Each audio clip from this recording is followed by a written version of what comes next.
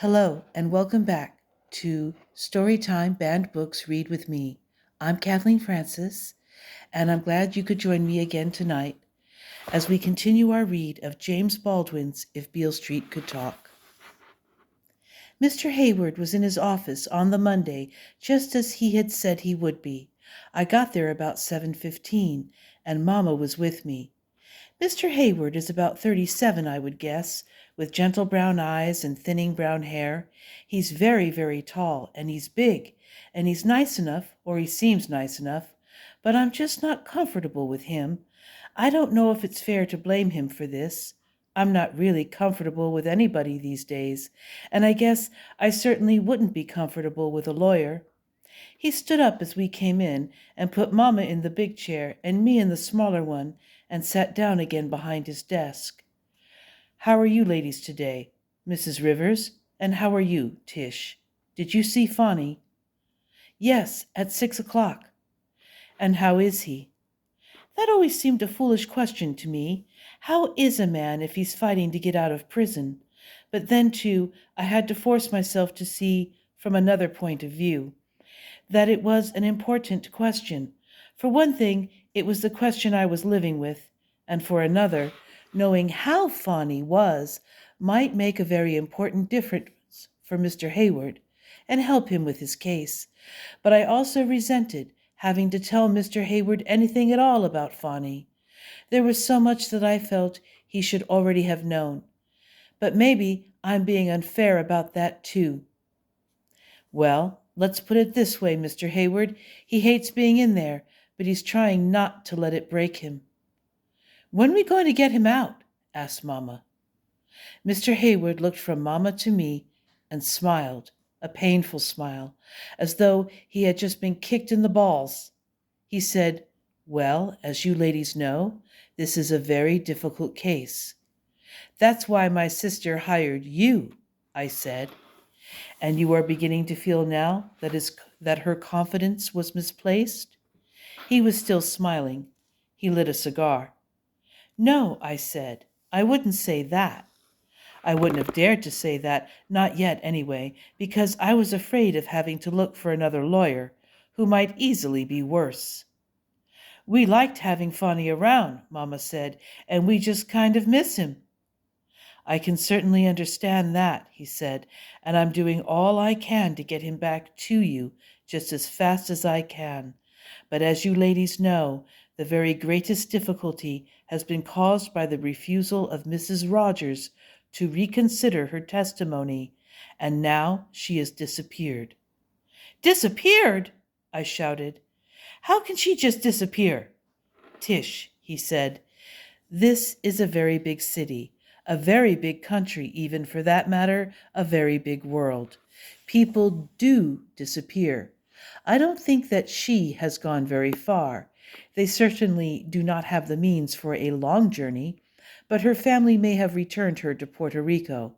In any case, in order to find her, I will need special investigators, and that means money," Mama said. "Alas," said Mr. Hayward. He stared at me from behind his cigar, an odd, expectant, surprisingly sorrowful look. I had stood up. Now I sat down. "That filthy bitch," I said. "That filthy bitch." "How much money?" Mama asked. "I am trying to keep it as low as possible," said Mr. Hayward with a shy, boyish smile.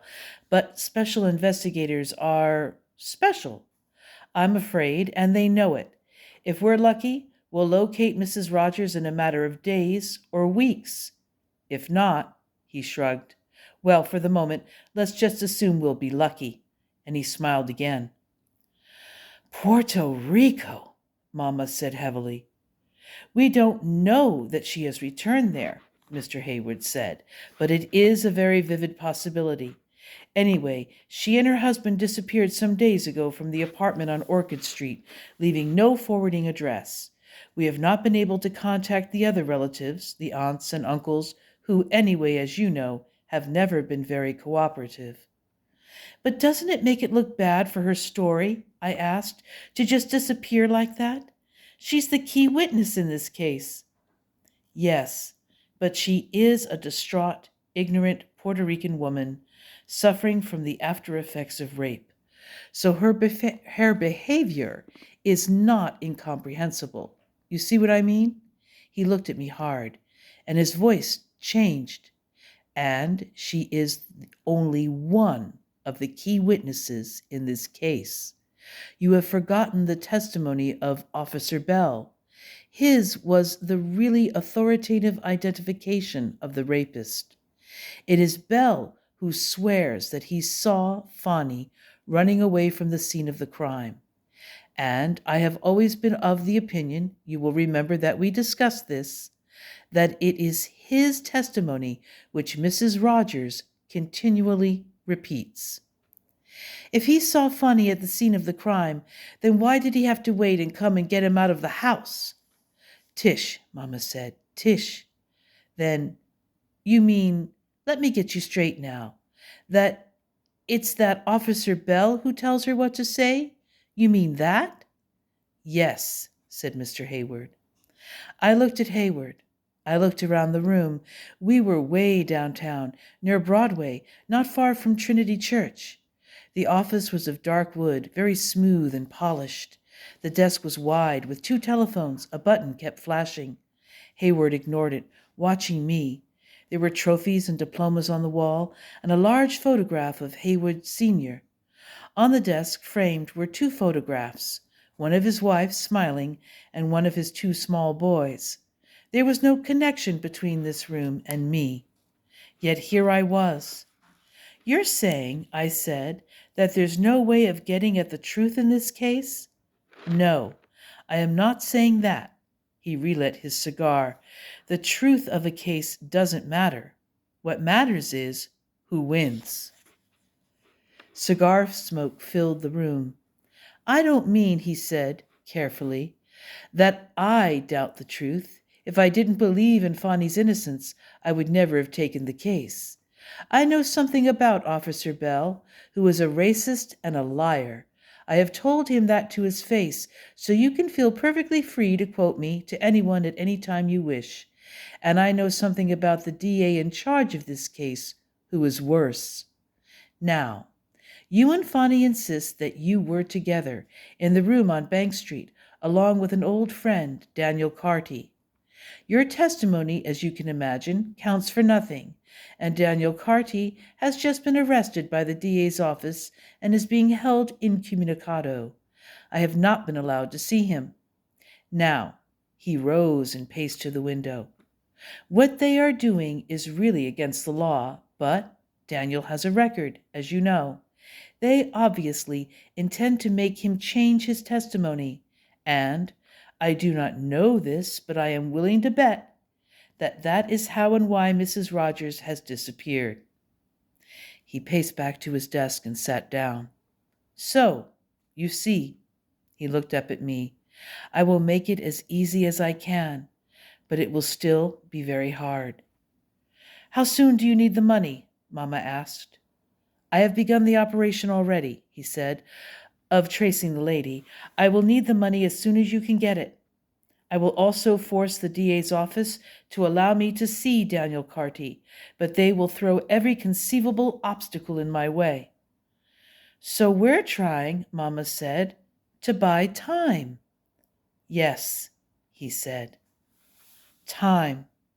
The word trolled like the bells of a church. Bonnie was doing time. In 6 months' time, our baby would be here. Somewhere in time, Fonny and I had met.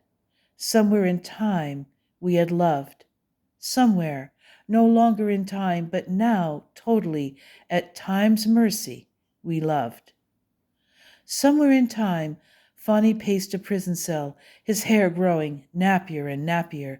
Somewhere in time, he stroked his chin, itching for a shave. Somewhere in time, he scratched his armpits, aching for a bath. Somewhere in time, he looked about him, knowing that he was being lied to, in time, with the connivance of time. In another time, he had feared life. Now he feared death, somewhere in time. He awoke every morning with Tish on his eyelids and fell asleep every night with Tish tormenting his navel. He lived now in time, with the roar and the stink and the beauty and horror of innumerable men. And he had been dropped into this inferno in the twinkling of an eye. Time could not be bought. The only coin time accepted was life. Sitting on the leather arm of Mr. Hayward's chair, I looked through the vast window way down on Broadway, and I began to cry. "Tish," said Hayward, helplessly. Mama came and took me into her arms. "Don't do us like that," she said. "Don't do us like that." But I couldn't stop. It just seemed that we would never find Mrs. Rogers, that Belle would never change his testimony, that Daniel would be beaten until he had changed his, and Fonny would rot in prison. Fonny would die there, and I could not live without Fonny. "Tish," Mama said, "you a woman now. You got to be a woman. We are in a tough situation, but if you really want to think about it, ain't nothing new about that. That's just exactly, daughter, when you do not give up. You can't give up. We got to get Fonny out of there. I don't care what we have to do it. You understand me, daughter? This shit has been going on long enough now. You start thinking about it any other way, you're just going to make yourself sick. You can't get sick now. You know that. I'd rather for the state to kill him than for you to kill him. So come on now. We going to get him out." She moved away from me. I dried my eyes. She turned back to Hayward. You don't have an address for that child in Puerto Rico, do you?" "Yes." He wrote it out on a piece of paper and handed it to her. "We're sending somebody down here this week." Mama folded the piece of paper and put it in her purse. "How do you think you'll be able to see Daniel?" "I intend," he said, "to see him tomorrow, but I'm going to have to raise all kinds of hell to do it." "Well," Mama said, "just as long as you do it." She came back to me. "We'll put our heads together at home, Mr. Hayward, and start working in on it. And I'll have Ernestine call you early tomorrow morning, all right?" "That's fine. Please give Ernestine my regards." He put down a cigar and came and put one clumsy hand on my shoulder. "My dear Tish," he said, "please hold on. Please hold on. I swear to you that we will win, that Fonny will have his freedom. No, it will not be easy, but neither will it be as insurmountable as it seems to you today." "Tell her," Mama said. "Now, when I go to see Fonny, the first question he'll always ask is about you. And I always say, 'Tish, she's fine.' But he watches my face to make sure I'm not lying, and I'm a very bad liar. I'm going to see him tomorrow. What shall I tell him?" I said, "Tell him I'm fine." Do you think you could manage to give us a little smile to go with the message? I could carry it with me. He'd like that. I smiled and he smiled, and something really human happened between us for the first time. He released my shoulder, and I walked over to Mama. "Could you have Ernestine call me around 10, or even earlier, if possible? Otherwise, she may not be able to get me before 6. "Will do. And thank you very much, Mr. Hayward. You know something? I wish you'd drop the mister." "Well, okay. Hayward." "Call me Sharon." "That I will do, and I hope that we become friends out of all this." "I'm sure we will," Mama said. "Thank you again. Bye now." "Goodbye. Don't forget what I said, Tish." "I won't. I promise. Tell Fonny I'm fine." "That's my girl, or rather," and he looked more boyish than ever, "Fonny's girl." And he smiled. He opened the door for us. He said goodbye. We said goodbye. And we'll have to end it there, folks. Once again, I'm sorry for these technical difficulties. I do intend to continue on with our read as best I can, and we'll see you again, or read to you again, very soon. Thank you. Good night.